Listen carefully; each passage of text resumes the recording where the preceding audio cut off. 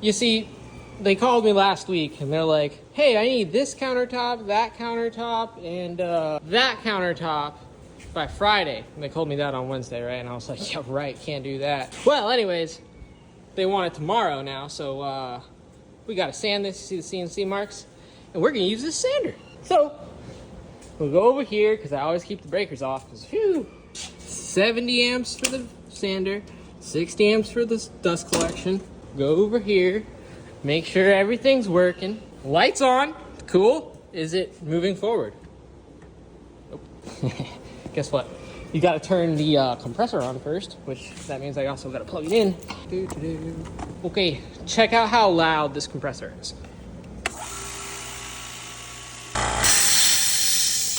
All right, all juiced up.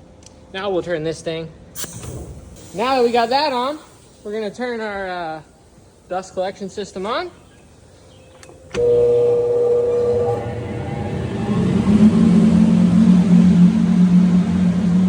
we go.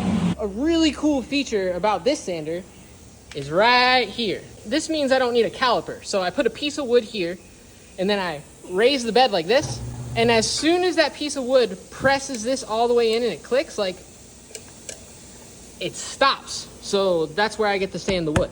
Putting this whole piece in this little thing right here, that ain't gonna work, right? So, well, grab one of these, put it right there. See that? It's level enough, and you can go.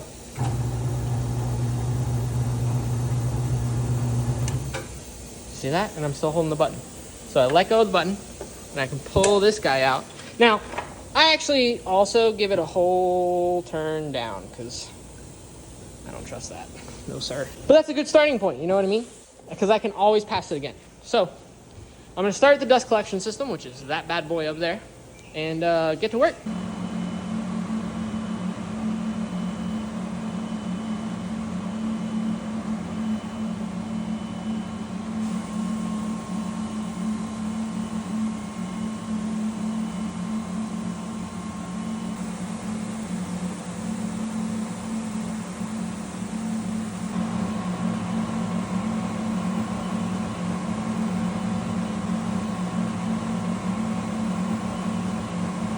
The dust comes out of that one, and there's one behind there, but I had to make a flap because of the rain, right?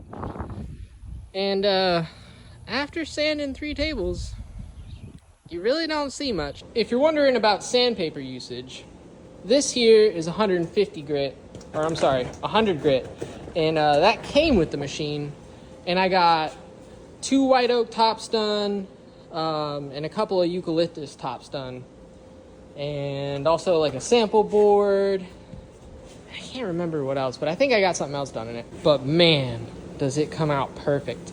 And the cool thing about a wide belt sander is that it fixes cups. So if you glue up cups a little bit like this, it'll fix it.